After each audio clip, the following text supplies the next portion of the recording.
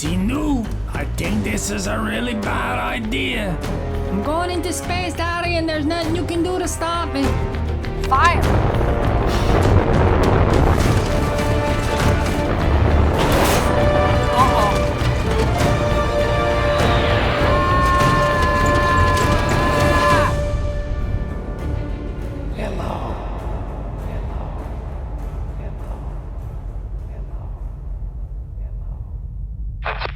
Breaker 19, Breaker 19, this a red old check. Crafsman calling for Tinu, Breaker 19, over. Crafsman, it's not even a CB. 10-4, Tinu, 10-4, over. Craft 13. I wanted to ask you something. You brought up something last time we talked that was interesting to me, and it's editing. You have a style of editing and just the knowledge of it, and I can just tell you've been doing it for quite a while, and I'm just interested in like what got you started, what kind of stuff are you using, and just a little bit about that. Well, Tinu, let me just go ahead and give you the exclusive information. Let me take a little swig of water real quick. No problem. Ladies and gentlemen, this is going to be an exclusive from Crafsman. If you have, or any of your audience have ever seen Lord of the Rings, Return of the King, all right, do you know the part where they going down the river and them two giant statues? All right, then Yeah, you see the now, I've told maybe one other person this, all right, so but this was exclusive for y'all direct supporters and for just gonna keep it on the lowdown, all right. But if you have seen that right there, then you have actually seen some of Crafsman's favorite part of any movie. That's my favorite. That's one of my favorite scenes right there. Well, that's fascinating. I thought you were gonna say that you were the guy on the left. Oh the no, giant no, guy. I never worked on Hollywood level films. You know, I would not, better than that. Now, I just never really have shared that before. That I really like that so much when they're going down that river. But Don't they even have like the little birds flying out when they look up at it, and like that's you know right. what The hand, yeah, you know it goes up, and the hand pointing out, the hand talking about like, stop, don't go pit, yeah, you better not pass here, and it's so awesome too, like, because what they did there is to help sell the sense of scale. You can see where they took individual boulders, right, or supposedly, and built up these giant statues, so you can see some of the cuts in the stone, and it's just so much beautiful detail. That's right. I also love how they carved, and you got to help me out with this, because obviously I think you know more than this, but is it Isgard? What was the place, the bad place? Let's see. Black Tower. Let's see, Isengard. I think that's right. Yeah. Boy, that one, and when they use the term, which I love, which is bigatures. Bigature, right? that's right, bigature. That's what we call. That's what they called it. Bigature, yes.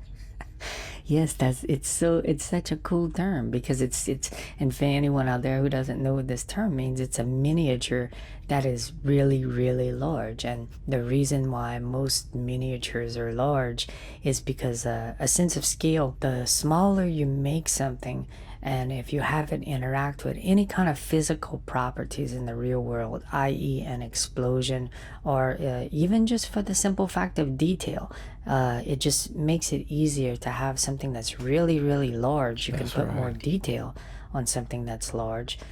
So for a classic special effects example is the White House blowing up in Independence Day. Yes. If you look at the model that they used, that they really did blow up that model, and that model is, it's, I don't know, you're probably better with measurements than I am, but it's at least as big as the front of like a normal house. Like it's a larger, it's not that tall, but it's wide. That's exactly anyway, right.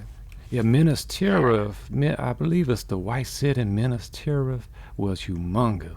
It was a miniature, but like you said, a bigature, because that thing was just like tile, wasn't it? On the behind the scenes. I mean, Lord of the Rings has the most thorough behind the scenes I've ever seen of anything, and I don't know, you would know this better than I if it's in special editions, but if any of you out there are fascinated with special effects and or how movies are made, I mean, the level of detail that's in this movie it's absolute insanity, and I mean that in the best way, in that like they actually had real sword builders That's and right. people doing the it's not embossing, the etching into the sword. Anyway, That, fascinating. and that is the reason right there, Tina, why I lament the demise of the DVD and the Blu-ray format. I just started to get into Blu-ray. I said, look at this, baby, it's high definition and it's got all the features of a DVD. And now they're talking about, it's on digital. I'm thinking, Yeah. man, I miss, buying a CD, looking at the liner notes, buying a cassette tape. I like all that. I like to hold it and to read, listen to that first track while you reading what all did they say in the liner notes. I just, but that stuff's all going away now. It's all Yeah, just, that's the generational gap that happens, and it happens to every generation, and yeah, there's always something to lament, and there's always something to be gained, but I am in the same exact boat with you, looking up at those two kings telling us not to go any further because we might be in trouble. But whereas like you want something tangible to hold on to, and the feeling, and a lot of stuff now seems so disposable, not only actual products but media also, and it's one of the reasons too, like I have done film work before, but I've also, like, when I first started out, I would do like music videos and stuff, and music videos, man, that is a disposable medium, like as far as like I'm concerned. Like, you put all this creative energy into it, and then it doesn't seem to have too much of a life. Now maybe I'm just running in the wrong circles, but like when I saw your YouTube stuff, that was another thing that appealed to me. I was like, look, man, this guy did videos like a couple of years ago, and like hundreds of thousands of people have seen them and are still seeing them. I was like, this is amazing. And I'll be frankly honest, I didn't even realize that people had even the possibility of making, a living doing YouTube videos. Now, God knows I am far from being able to do that, but it's very enticing and exciting. well, let me just, for whatever it's worth, tell you that if you would have told me 5 years ago, Crafsman, baby, you're going to be borderline doing YouTube full time. Because right now, Tino, I have not made that announcement about being full time because I'm really technically not.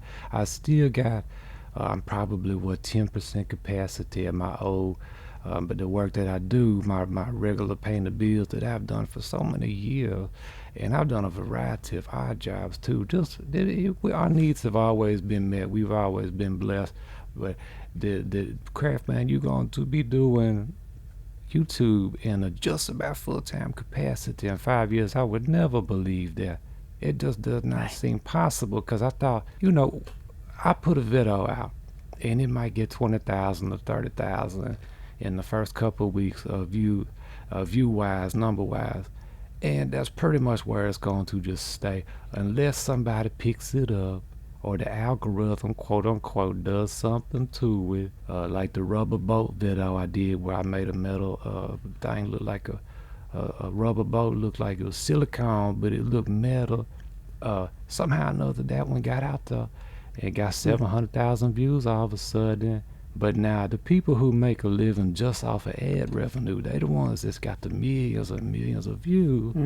People like you and me absolutely rely on things like Patreon, direct support. That's how we Yeah. able to do it. And also, it won't be long before, and you may already be getting it, Tinu, sponsorship opportunities. I get those multiple every day in my email. Wow. Something But some of them don't even make sense. Like it'll just say, "Dear content creator, we we love your channel, appreciate what you do. We want to send you this electric toothbrush for free Right. and do a review." And obviously I can't do that. Come on. But a 3D printer, hey, Just send us your credit card information so we can cover shipping costs.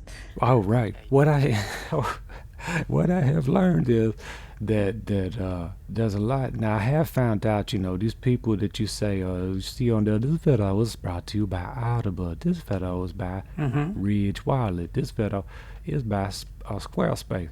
They getting probably about $1,000 to for 30 seconds worth of that video, and that's pretty enticing to a lot of people. But I just would rather not go down that road of every video having a sponsor. Something about it still, I understand it, but I still would rather just survive on having a commercial at the beginning of the video, and then Patreon, and then selling stickers and things like that. Just, I'm not trying to get rich. We just trying to justify the amount of time, because I have never spent more hours working than I do making videos.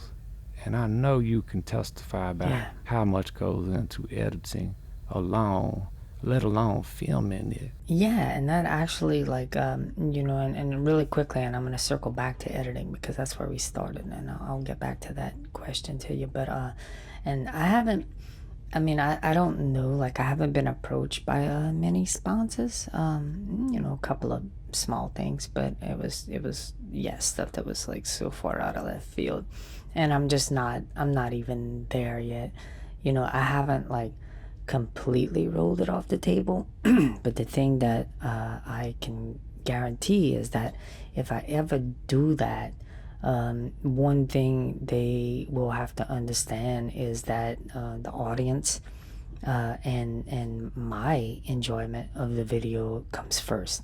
And so if they would want me to mention their product or whatever, it's not going to be like, hey, I would like you to go use whatever product, and you should do this, and this is what this product does, and you won't have toenail fungus. I would never do that, but I would do something creative. And I've started to see a few creators do this, and it makes the commercial completely 100% unique, and it makes it 100%, no, not 100%, but it makes it theirs. You get their vibe, and it's not a buzzkill, because it doesn't just switch gears into like I'm selling Right. something or telling you about that. So if that ever happens, then that's the route that I would go.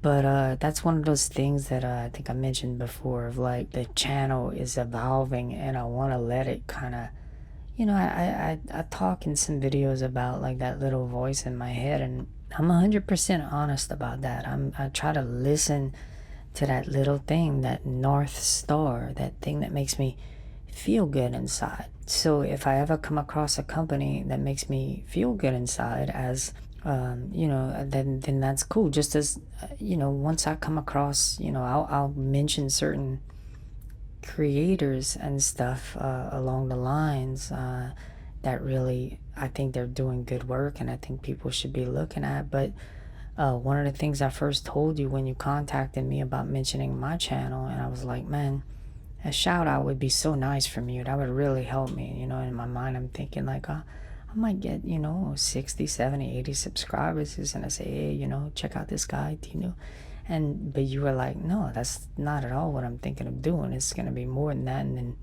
you didn't go into much detail, and then proceeded to blow my mind and blow up my inbox, and it was a wonderful, wonderful thing.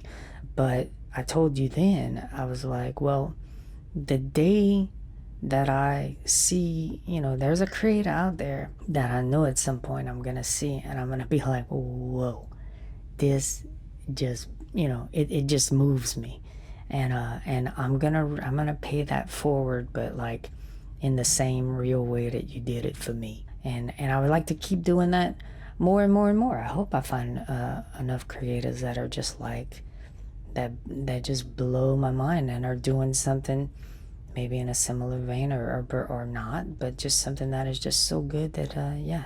Anyway, it moves you. I have Hey, man, no that was a long tirade. I have no doubt that you will do that, Tinu, and I'm excited. I'm always looking for there's a little bit of a different side to it. When you do, when I did that video for you, it can be a little bit disheartening because you also get contacted by people who say, "Hey, I saw what you did for Tinu. I actually only have 73 subscribers, Crafman. Would you mind, Right. And now that's, I'm not putting down on somebody asking, but when you go and look at the channel, it might not even be anything in the vein of crafts at all.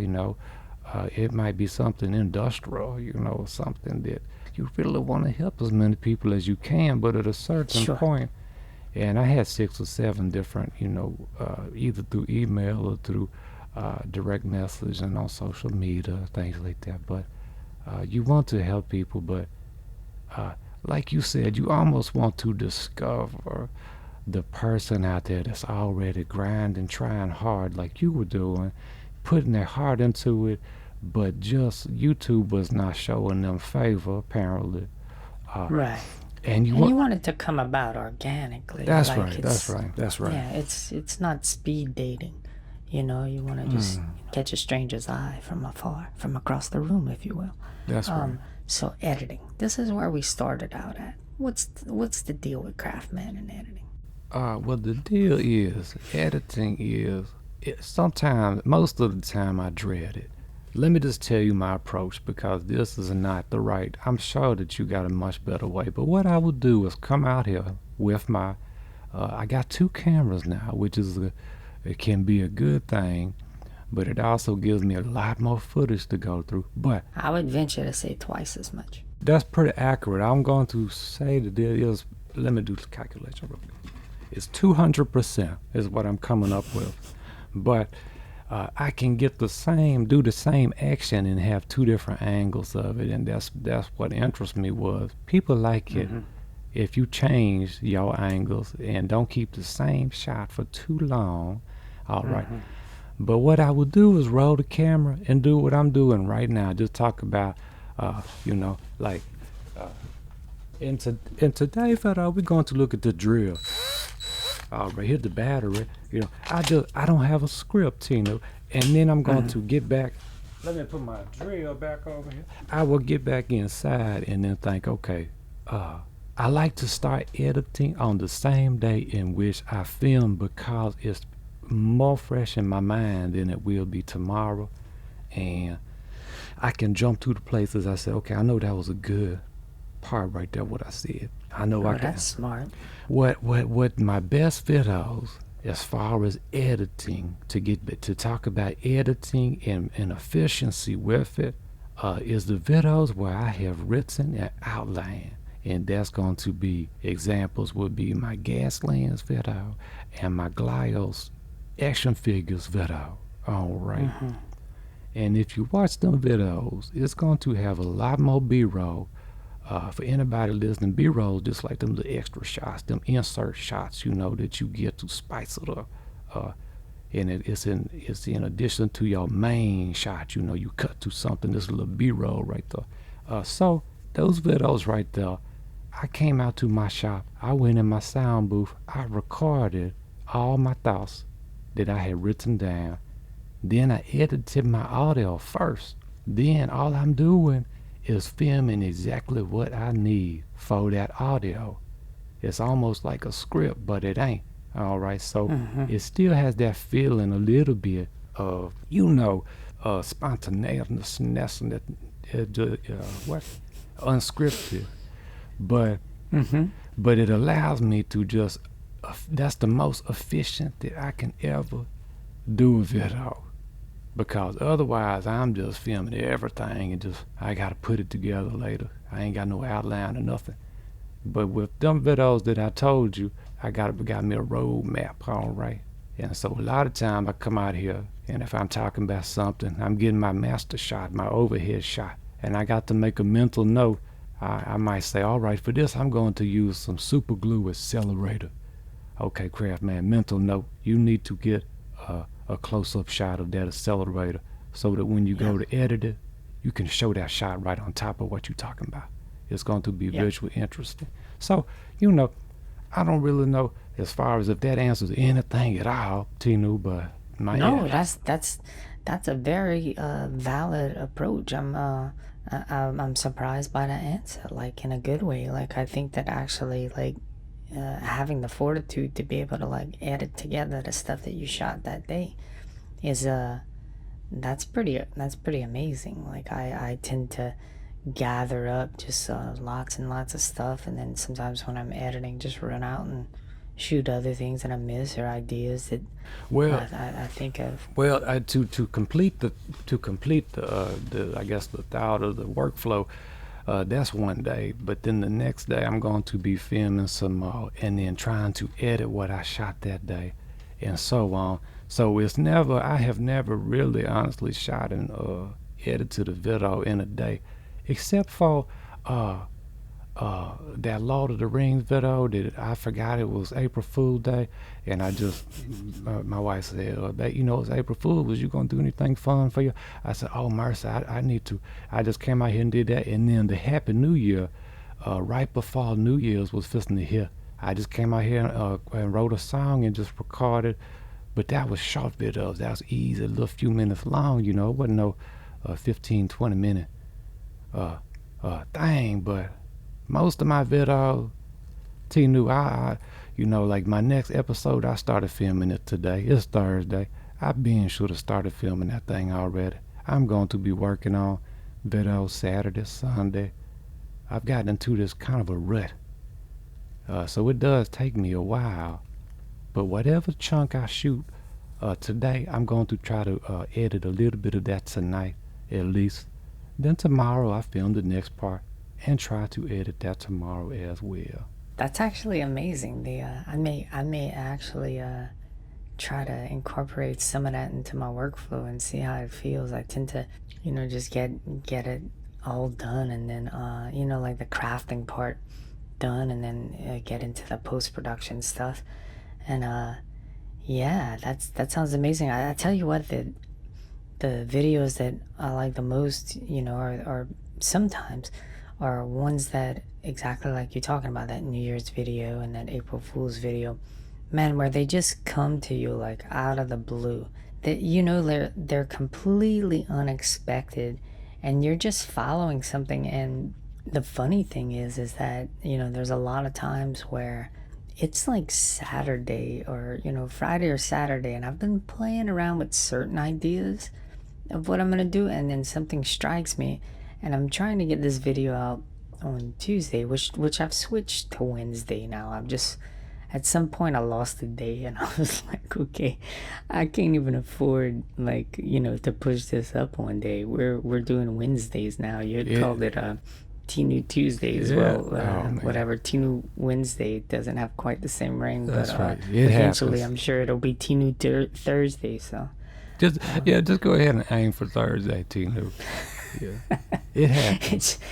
That's right. It's just the syntax stuff. It is better, but anyway, yeah, I really love when those videos just, it's a natural thing that comes out, because then you're just watching like this discovery of something happening in front of you, and that's kind of the most fun. But it's also at the same time, if it doesn't quite pan out, then you really don't have enough time to get something else kind of jimmied in there.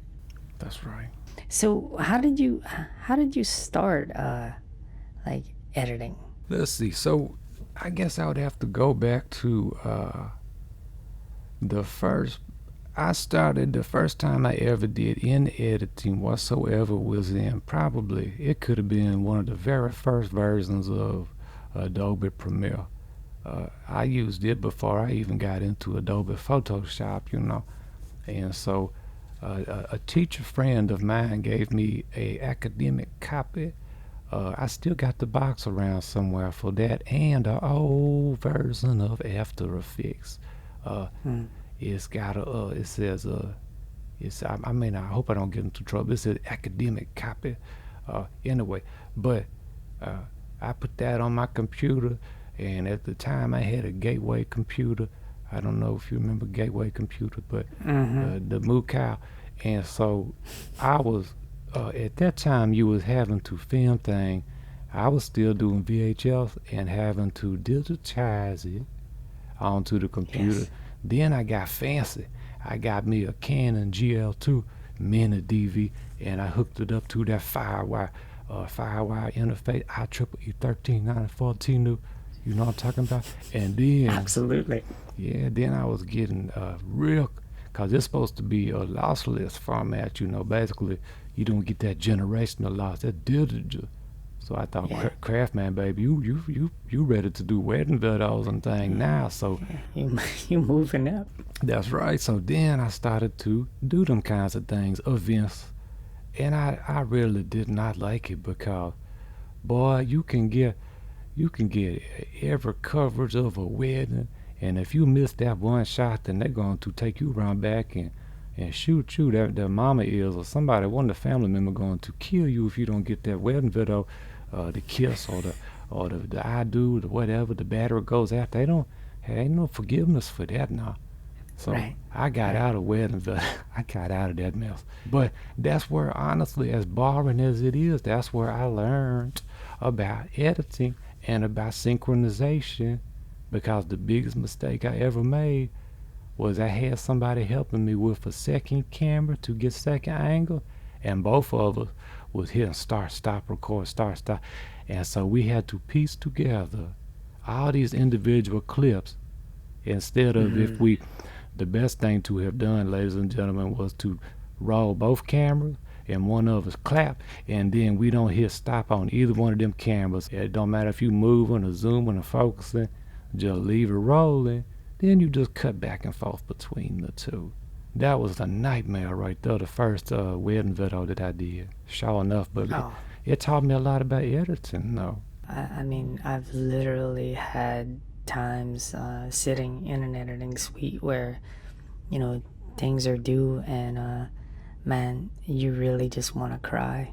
Like, because you just like, there is so much wrong right now that needs to be fixed, and the deadline is just not going to happen. And yeah, there would be times where I would have like a director tell me, like, we absolutely positively need this for tomorrow, and I'd work myself and anybody else who was working with me, we'd have to work to death to get it done, and like, by hook or by crook we'd do it.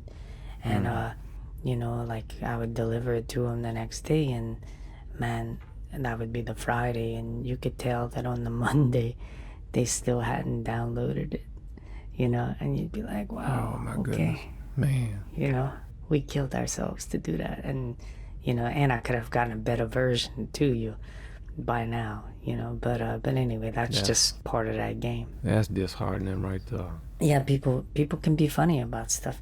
But look, my friend, we had set a very specific time on this one because you have to run, and that time is up. So we should probably wrap this one up, and of course we'll end up talking about editing, but it's good to learn a little bit of your background. And yeah, man, editing wedding videos, that sounds rough. I've heard the term bridezilla before, but I'm sure you deal with the whole family. Oh, It's right. even worse. Yeah, sometimes well, I can't really complain too much. A lot of mine was for family and friends because they said what they was getting ready to spend on somebody to film. I said, don't do that. Let me just, oh my goodness, Right. don't spend $2,000 on. Let me just do it for free, and maybe I'll just eat something while I'm there, and I'll be good. But yeah, you're right. You got the little sandwiches with the tuna in it? That's right. man. Oh yeah, them wedding cookies, and them little mints you could put in your pocket. Some people do. I don't. I did not. Some people do that. Though. Okay, gotcha. You didn't take, no mints were taken off site, just to clear the air. That's right. Not me. Okay. But I have enjoyed this. Tinu, it's been a blessing, been a privilege, and good to talk to a like-minded individual and somebody who believes in tone seasoning. That's always Oh good. yeah. Mr. Satries lives in our cabinet. yeah, and that's such a brilliant idea. When I saw it, I was just like, man, this guy's got it going on. That is so clever and creative and just cool. But well, look, man, Craft Pod 13, over and out, Mr. Craftsman. All right, keep it on the top side, my brother. We'll talk to you later. All right, talk to you later. Craft.